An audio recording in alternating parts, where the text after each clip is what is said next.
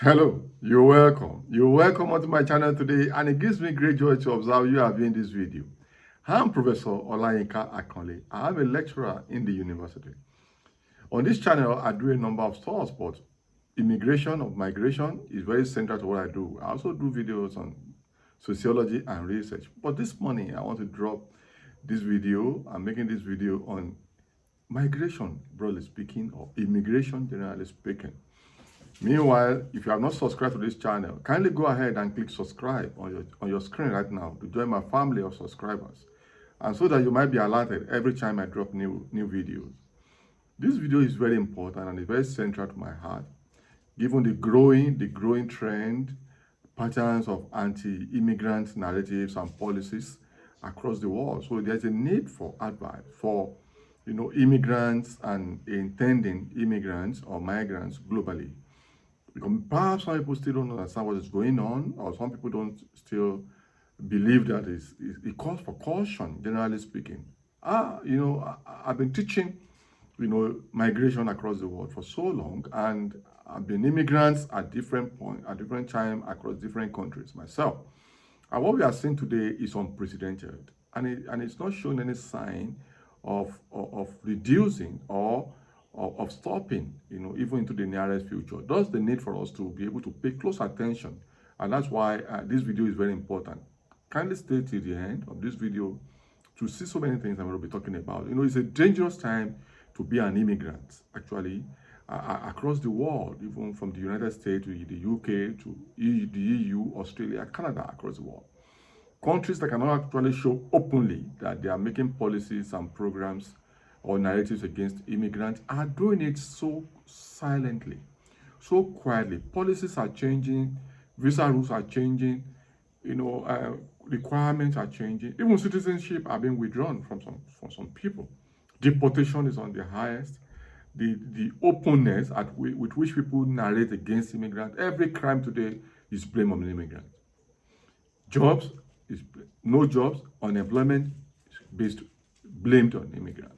So it's a dangerous time. And we also have the Trump domino effect. Countries also now having confidence to openly declare anti-immigration narratives. Parties who could not win single seat are now winning many seats across Europe and across many other countries, just because they now openly support anti-immigration, anti-immigrant narrative. The other day, Poland, a lawmaker was talking in Poland. I was saying xenophobia is allowed. It's even good. There is a rallying point for national unity. And you also saw what happened in Germany of recent. The US is there, UK, everything. So the domino effect of anti-immigrant narrative is quite huge. So immigrants need to be very careful. Intending immigrants need to be aware very seriously. Everybody needs to be careful now before making long-term plans about immigration. If you need to migrate cautiously and in stages is the best approach. Migrate on a short term, see what happens, and if we are on a long haul with this anti-immigrant narrative and rhetoric and policies, it's a long haul. Minimum the next 4 years and into the future. And because it has started, it may not stop too quickly. So there's a need to be careful. If you are comfortable in your country where you are as an intending immigrant, be careful. You may not go, or you go instead, you call it stepwise immigration. And if you're already overseas, if you're an immigrant already, the best thing is to keep calm and make long-term immigration resettlement plan cautiously, or you just don't make for now. And if you have things you are doing there, begin to have plan B. I've said this before. And if you're an intending immigrant, you may have to pause a little and consider the country you want to go, the posture, and other issues in those places. So across the world, this is what is happening. There is panic among, immigrant communities in the US. People, the highest is not just easily arresting people. Even those who have legal status sometimes are harassed and even deported in hell. And even you have visa regimes now across the country being tightened seriously. And aside the fact that the policies are constantly changing against immigrants, there's also the issue of hostile narratives, xenophobia, nationalism, instead of globalization across all these countries. Many other countries are actually even taking this to avoid Trump tariff, penalty for not controlling immigration. You also have some countries trying to please Trump, some also trying to please their political base, some also knowing that anti-immigration narratives are getting popular, and they want to use anti-immigration narratives and policies to win votes. And there are those people who are just not, they don't like immigrants, and they just think it's either you call it white supremacy or any other supremacy, but it's just xenophobic. But growingly, people don't, in many of these countries, don't even care about xenophobia, and they don't even see xenophobia as a problem, or they call it another name.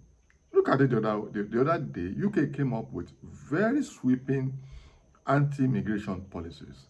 For example, the certificate of sponsorship is being cancelled. You have skilled workers visas, jobs that are qualified are now being cancelled. Jobs are removed, such that those people who came to the UK with certificate of sponsorship or skilled workers visa will not be able to renew. Their visas or their certificate. Even for those, after removing those jobs across health, unusual jobs that used to be taken as being very, very important, care work, even IT, hospitality, agriculture, health, and medicine, and even removed, just to let you know how sweeping this is being. And even they also say for those ones they did not remove, they have to have higher pay allocated to anybody they want to employ. That they have to increase the threshold of pay they will give such immigrants or such people, which means companies that used to employ will not employ anymore, and there will be no way of bringing immigrants in. That's for UK. Even in Canada, the student route is being stifled. Even the skilled workers and every other thing across the world. So it's just to draw attention to the fact that it calls for caution. Even if you are qualified to immigrate today, or you are qualified as an immigrant today, you are not sure what will happen tomorrow. So don't say, well, you can't concern me. I'm a citizen. Okay, I have permanent residence. I have green card. No, make plans for Plan B. Now, many people are already returning to their countries, and there will be more later on. Unfortunately, the unfortunate part of it is that many of these people did not make preparations for their return. And it could be very chaotic, depressing. So everybody needs to be conscious of the time that we have in terms of demonization of immigrants and immigration. So carefully reflect on what you want to go and do, what's the situation, and make stepwise plan, because many people are already stranded overseas. And now it's very dangerous. If you overstay your visa in the US, they are saying now it's a life ban. So, and all over these countries, if you overstay your visa, first you go to jail, many of these countries, before you are deported. In some countries, you pay for your own deportation. Your people at home send money before you are deported, otherwise you languish in jail. Sometimes they are deported in very inhumane manner, and some countries you are given long-term ban. And US is saying life ban is what they are now going to be doing. And even US now, they're talking about visa deposit. If you meet immigration criteria, you pay $250 visa deposit. If you return to your country before, you are refunded.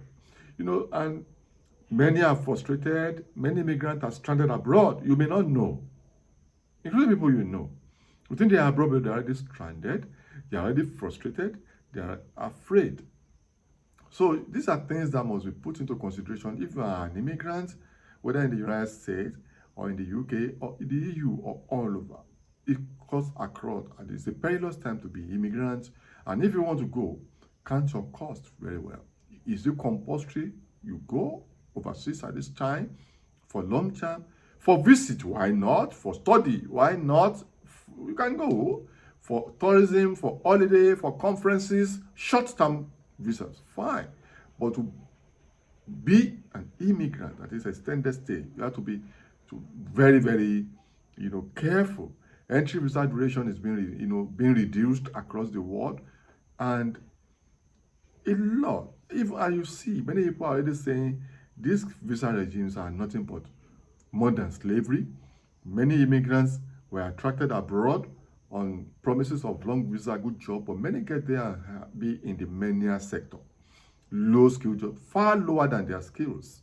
And they have made long-term visa plans, paid a lot on visa, paid a lot on visas, paid a lot on relocation expenses, many millions of their local currencies, thousands of dollars.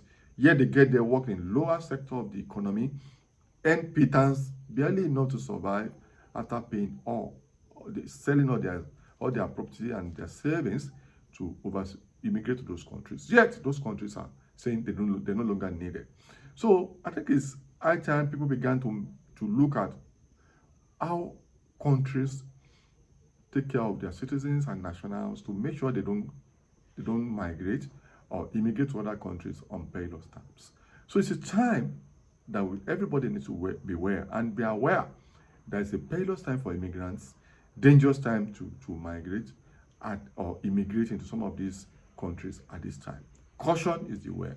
Beware, caution is the word. Beware. These are my pieces of advice for intending immigrants and immigrants at this time. The future is bright, but a need for caution. Till I see you in my next video, click subscribe and bye for now.